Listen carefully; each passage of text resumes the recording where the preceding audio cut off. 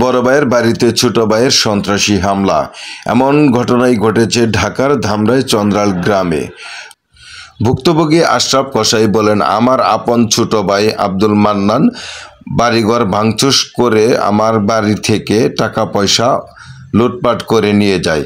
এ ব্যাপারে ধামরাই থানায় একটি অভিযোগ দায়ের করা হয়েছে।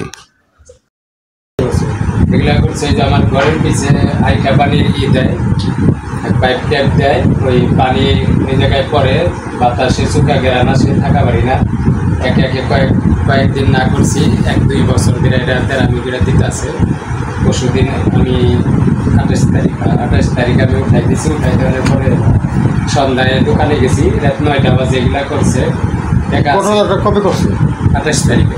28 তারিখে রাতে 9টা বাজে। কয়জন মিলে আসছিল? একাই না উনি আসছিল একাই। ওই আমি দেখি নাই, এই বাড়িওয়ালারা দেখছি। ওই বাড়িওয়ালা কি কোনো আইনগত ব্যবস্থা নিয়েছেন? আইনগত ব্যবস্থা হুমকি দামকি দেয়। আপনি কি আইনের ব্যবস্থা নিয়েছেন? আইনের ব্যবস্থা হুমকি দামকি দেয়। আমি বলতেছি যে এই ভাঙার সময় কে কে দেখছে? এমনি দেখছে সবাই। এই বাসা কেউ লোক ছিল না? ওই রাব্বি, তোমার আব্বুর নাম কি?